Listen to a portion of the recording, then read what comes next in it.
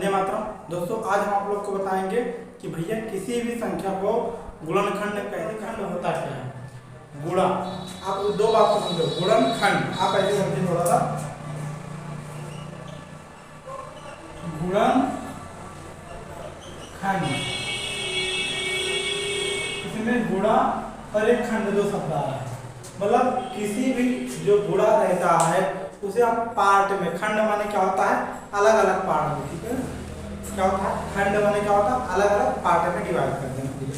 जैसे अगर दो चीज हैं, यहाँ पर 6 से दे दिया गया, अब बोले इसका गुणनखंड क्या होगा, ठीक, इसका क्या होगा गुणनखंड क्या होगा। तो आप दिमाग लगाइए इसका गुणनखंड होगा कि नहीं, ठीक है ना। जैसे क्या हो जाए, कोई बड़ी सी चीज दे दिया जाए, उसे बोले से कितने पार्ट में डिवाइड कर सकते हैं, ठीक है ना। तो अब पॉसिबल जितना रहेगा उतना कर सकते हैं, ठीक। ऐसे सिंपल सा ये मार्कर देखो, अगर बोले जैसे कितने पार्ट में डिवाइड कर सकते हैं, सिंपली ऐसे कर देंगे। अब ये नहीं कि 3-4 खंड मतलब किसी चीज को तोड़ फोड़ करके, मतलब जो सिंपल जो तरीका होता है भैया, उसे कितने पार्ट में डिवाइड कर सकते हैं। इसमें पता है 2 ही कर सकते हैं, ठीक है ना। अब इसमें ये ना निकाल के हरी वारी कर दो ना, तो ऐसा नहीं। इसमें भी एक सिंपल प्रोसेस होता है, प्रोसेस के द्वारा बताया जा सकता है कितने तरीके। तो हम 2 6 से हम चाहे तो भैया कैसे लिख सकते हैं 3 गुणे 2, मतलब इसे 2 3 और 2 के रूप में डिवाइड कर सकते हैं। तो 6 का जो गुणनखंड होगा 3 गुणे 2, मतलब 3 गुणे 2 हो जाएगा। अब यहाँ पर 2 पार्ट में डिवाइड, जैसे यहाँ पर आ गया 6x²। अब कोई बोले इसे कितने पार्ट में, तो भैया हम इसे चाहें तो ध्यान, इसे 2 गुणे 3 गुणे x गुणे x ऐसा करें, ठीक है ना। इसके पार्ट हो गए इतने पार्ट में, ठीक है ना। ये चीज होता है गुणनखंड होता है। अगर यहाँ पर एक थोड़ी और बड़ी संख्या ले रहे हैं, जैसे यहाँ पर बोल दिया जाए कि 4x², ठीक है ना। क्या करना है 4x² को हमने 2 पार्ट में डिवाइड करें, तो पता है क्या होगा आप लोग 2 गुणे 2 गुणे x गुणे x, ये इजीली हो जाएगा, ठीक है।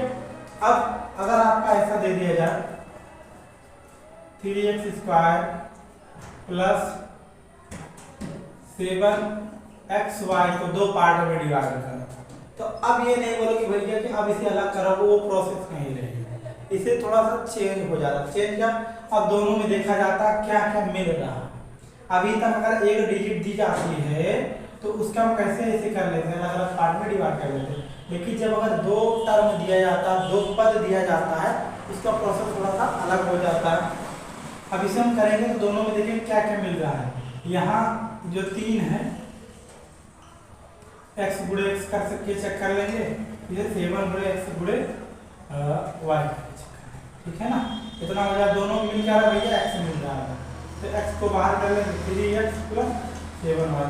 ये इस तरीके से, मतलब कि पहला टर्म ये हो गया x, दूसरा टर्म क्या हो गया ये, ऐसा कुछ समझेगा। आ रहा होगा हमें विश्वास। एक और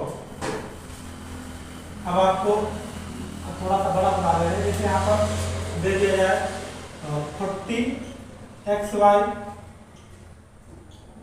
13x, ये प्लस में मान लीजिए और ये माइनस में है 12x²। अब तीनों में अगर बोला जाएगा इसे क्या बनाना है, गुणनखंड करके बनाना है, ठीक है, फैक्टराइज, इसे गुणनखंड करना है। तो ये नहीं अलग अलग करके छोड़ देंगे, इसमें कॉमन देखा जाएगा तीनों मिल क्या रहा है x और x, तो x मिल गया 40y बच गया, फिर यहाँ पर 13 बच गया, यहाँ पर 12x। अब दिमाग में है गुरु जी आपने जब x लिया तो x कैसे भैया यहाँ पर 2 था ना, जो एक बचेगा वो छोड़ देंगे, ठीक है। ये प्रोसेस होता है। अब आपको ये जो मेन तरीका होता है जो हम पढ़ते हैं 8, 9, 10 में, उस तरीके से हम बता रहे हैं, ठीक है भैया। ये सिंपल होता है। अब मुद्दे की बात हो रही है ना, नहीं बोलोगे कि आप लपेट दे रहे हैं, तो ये चीज बता दें। देखो अगर वो इस तरह था तो ऐसे कर लिए, जब इसे हम इसमें करेंगे सॉल्व करेंगे तो ये कैसे करेंगे, ठीक। इसमें तो कोई दिख ही नहीं रहा, कुछ मिल रहा है, तो उसमें क्या था एक x मिल गया था, उसमें कुछ डिजिट मिल गया था, कुछ इसमें कुछ मिल नहीं रहा, तो हम करेंगे क्या भैया, एक तरीका होता है।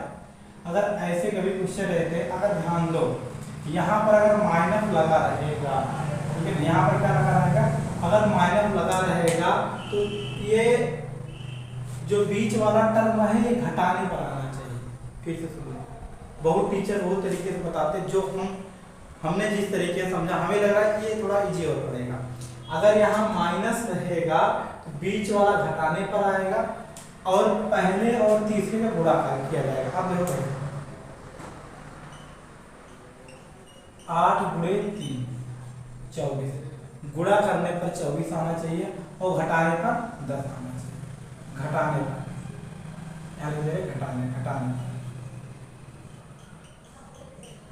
घटाने पर 10 आना चाहिए। ऐसा आपको दिमाग थोड़ा सा लगाना है। यहाँ प्लस रहेगा तो जोड़ने पर बीच वाला टर्म आना चाहिए, यहाँ अगर माइनस रहेगा तो घटाने पर वाला टर्म आना चाहिए। ऐसा कोई दो फैक्टर ढूंढो, जैसे 8 3 है, ठीक है, जैसे दो पार्ट, जैसे अगर कोई बोल दिया जाए कि 40, ठीक, 40 दे दिया जाए तो 40 में क्या बन रहा है कि इसे हम लिखना चाहें, लिख सकते हैं भैया 10 गुणे 4, 10 गुणे 4। अगर ऐसा टर्म बना दिया जाए यहाँ पर 14x + 14, इसका मतलब क्या हो जाएगा, गुणा करने पर 40 आ रहा है, जोड़ने पर 14, ठीक, यहाँ पर माइनस था तो घटाने पर 14 आ जाता, यहाँ पर प्लस है इसको जोड़ने पर आ रहा है, ठीक है ना, ये चीज हो जाए। अगर यहाँ पर लिखना चाहे तो ऐसे भी लिख सकते हैं, 14 के बजाय यहाँ पर लिख सकते हैं 6, ठीक, गुणा करने पर 40, घटाने पर 6, 10 चौक 40, 10 में से 6 गया 10 में से 4 गया 6, कुछ आ रहा होगा, अभी से करके बताओ कब आएगा।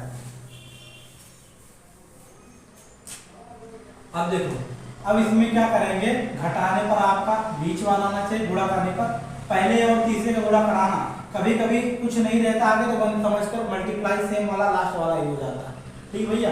तो अब 8 गुणा करने पर हमारा 24 होना चाहिए, घटाने पर 10, कोई ऐसा फैक्टर कर रहा गुणनखंड बन रहा है, हाँ बन जाएगा, ठीक है ना। क्या करना पड़ेगा, 12 गुना 24, 12 में से 2 गया 10, तो करेंगे इसका, लिखेंगे 12 - 2, x ऐसे लगा देंगे -8, 12 में से 2 कर देंगे तो कितना रहेगा, 10 है, बीच वाला काम हो रहा। 3x² गुणा कराएंगे तो माइनस कितना हो जाएगा, 12x माइनस प्लस 2x -8, ठीक है। अब देखो इन दोनों में क्या मिल रहा है, कॉमन ढूंढना है, इन दोनों का हम लिखना चाहें 3 गुणे x गुणे x माइनस 3 गुणे 4 गुणे x लिख सकते हैं। जब दोनों लिखेंगे तो मिलेगा भैया क्या, 3x 3 और x मिल रहा है, 3x क्या कर लेंगे बाहर कर लेंगे, बचा क्या x 4, ठीक है ना। अब इसी तरह से लिखना चाहते क्या लिख सकते हैं, 2 गुणे x माइनस क्या है, 2 गुणे कितना हो जाएगा 4, दोनों क्या मिल रहा है 2 को बाहर कर लेंगे हम, ठीक, ये माइनस कितना आ जाएगा भैया 4। प्रैक्टिस करना भाई, देखो हमें लगता है एक बार में किसी भी टीचर से पढ़ोगे तो शायद आ जाए, प्रैक्टिस करना ही पड़ेगा, ठीक है ना। तो अब क्या करेंगे, जो जो मिल रहा है, ये दोनों मिल रहा है एक जगह लिखेंगे, और जो ये और ये बचा है उससे पहले आगे पीछे ये हम ठीक, और जो ये ऐसे लिखेंगे, उम्मीद है आगे आएगा, ठीक।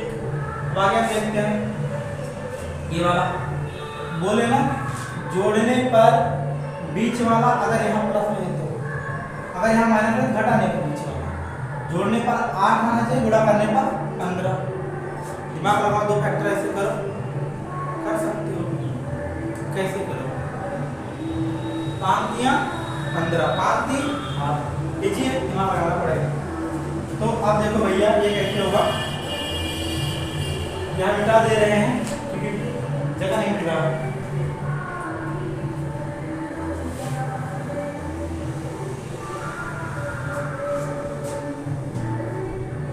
ठीक, तो इसे हम कर देंगे ऐसे, एक्स स्क्वायर क्या हो जाएगा भैया 5 + 3। ठीक, एक्स ऐसे लगा देंगे 15, 5x + 3x + 15। ठीक है, दोनों क्या मिला भैया, x × x 5 × x, तो x तो भैया बच्चा ना तो छाप देंगे सीधे। ठीक, ऐसे से कर देंगे ना, तो x प्लस कितना हो जाएगा 5। अब यहाँ 3 × x कर लें और 3 × 5 कर लें, 3 को बाहर कर लिए 5, जो मिला आगे लिख दिया, पीछे चलो आपके आगे लिख कर दिखा रहे हैं, नहीं संदेह नहीं होना चाहिए। ठीक, ये हो जाएगा, ये बहुत ही चाहिए। ठीक, ये भी ऐसे हो जाएगा। अब इसे थोड़ा बता दे रहे हैं, आप लोग बताना क्या है। ठीक है, अब देखो ये इसका करना क्या पड़ेगा, तो 5 × 10, 5 × 10, गुणा करने पर 10 आना चाहिए, घटाने पर 9 आना चाहिए। यहाँ माइनस करना है, गुणा करने पर 10 आना चाहिए, घटाने पर 9 आना चाहिए। 10 एक कम 10, 10 में से एक गया 9। तो कृपया आप लोग इसका आंसर जरूर दीजिएगा। बाकी वीडियो अगर अच्छा लगा तो आप लोग कमेंट जरूर कीजिए। वीडियो देखने के लिए धन्यवाद। जय हिंद, जय भारत।